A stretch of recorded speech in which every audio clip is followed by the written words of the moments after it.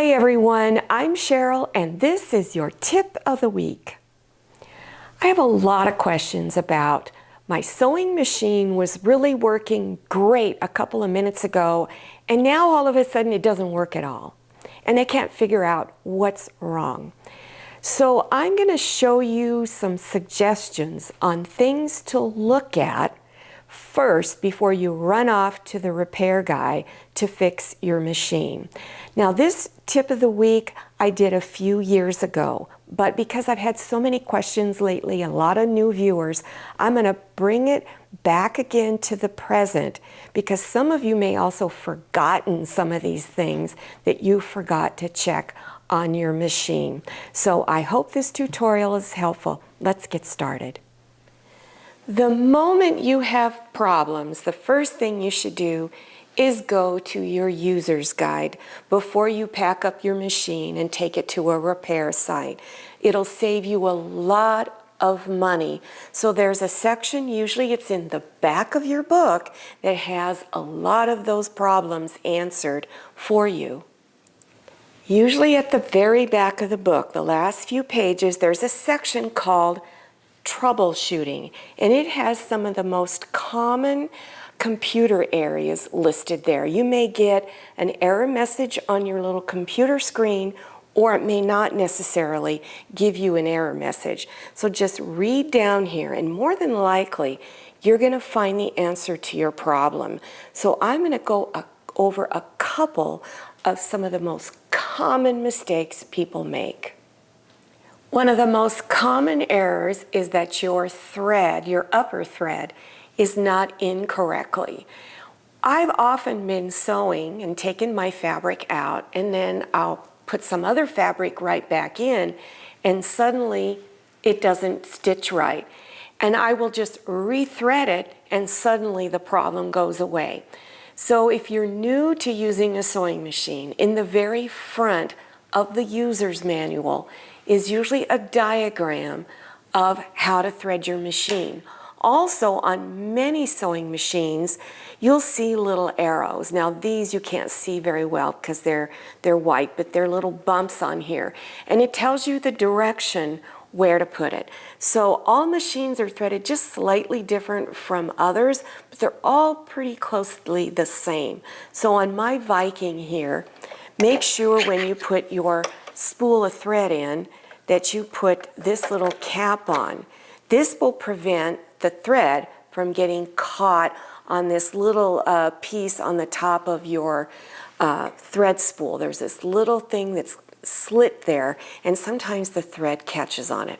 So if you put this cap on and make sure it's a little bigger than the spool, that part won't happen. So on this one, mine comes here. When I look at the book, the diagram shows me then to go down underneath there, then to come up over, and you're going to go straight down, and then underneath, and up, and then around this way. There's a little piece up here that it will catch the thread.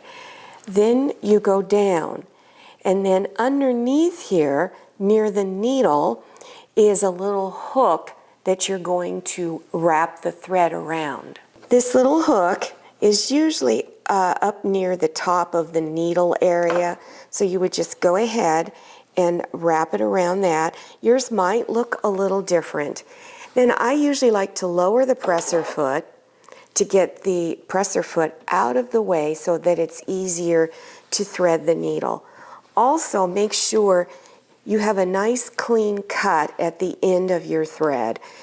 I like to use a pair of tweezers to grab the end of the thread, and when you thread your needle, it makes it so much easier. It just goes right in. Another very common mistake is your bobbin is not inserted correctly. Number one, not all bobbins styles fit every machine. Most manufacturers have their own bobbin, and some of them come with a marking on one side of the bobbin to indicate that that is to be face up, but not all of them do that. My Viking does that, but my Baby Lock doesn't. So it's really important to make sure that thread is fed around the bobbin area correctly. So to check the bobbin, you want to just slide the little cover off. Most of them slide off, and you pull it back. Now in there I can see that mine is threaded correctly, but sometimes it just comes undone. It's not correct. So I'm just going to pop this out, and I'm going to show you the way most of your bobbin thread goes. So the thread is coming out on my left side. So that's where you want it. If it's on the right side, you don't want it like that. But always check your user's manual, just in case it's different. So I'm just going to slide it back in like that. And then there's a little area right down here where you want the thread to grasp on it.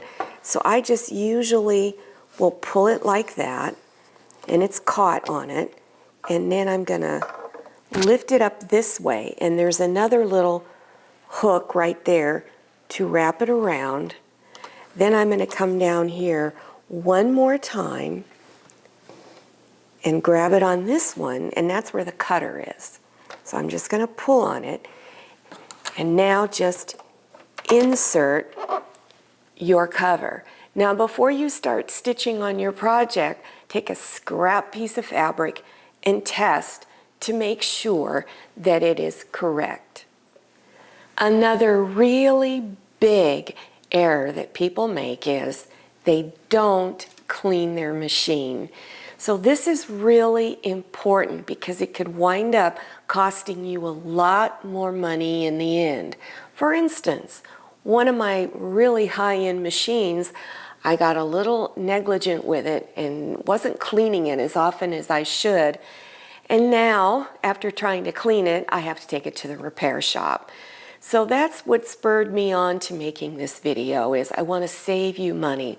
So after you've been sewing all day, you really need to clean your machine because there's thread dust, fabric dust that collects down there, and it gunks everything up. So I'm going to go over just a simple little routine that you should follow whenever you've been sewing all day. This is what you need to do. So you need to first take off the bobbin cap and remove the bobbin. Then your throat plate is real easy to remove. Usually your machine comes with a little screwdriver. You just take it and pop it off.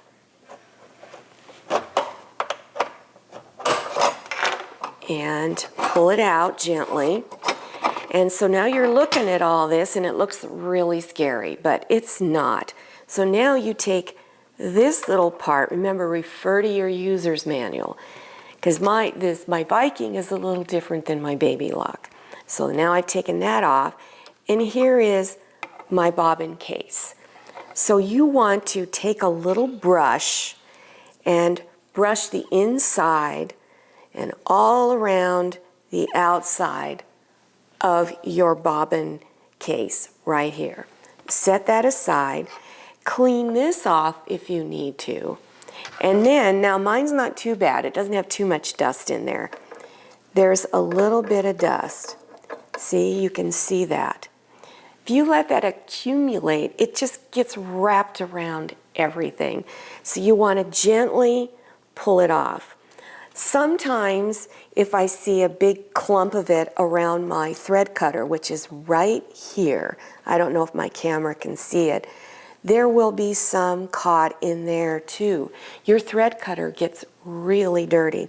So you want to clean all the way around and get everything out. There's even some here that I see, and over here. It goes all over the inside of the machine.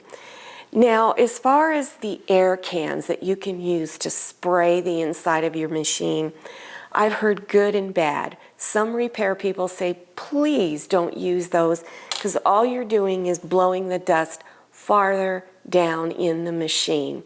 So do this first, clean it, rethread everything, close it all back up, and do a test stitch on scrap fabric to see if everything is now stitching normal.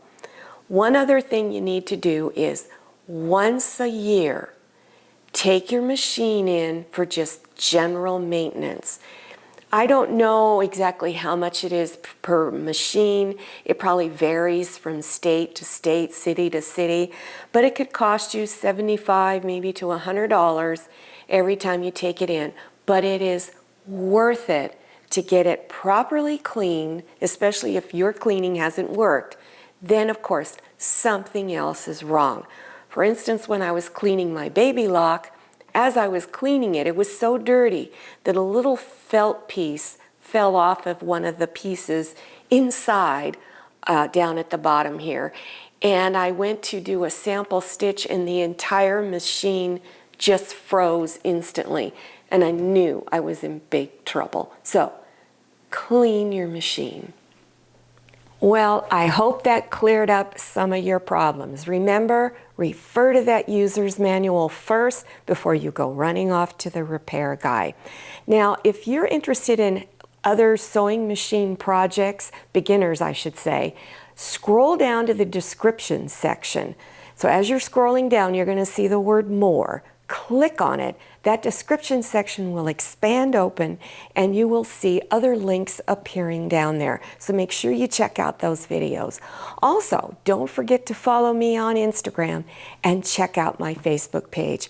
Thank you so much for watching. I'll see you next time and happy sewing.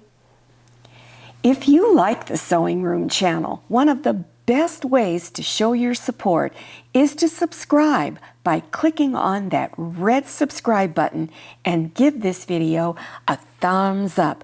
And don't forget to click on share to share this video with your friends. And make sure you click on the bell so you receive notifications for all my new videos.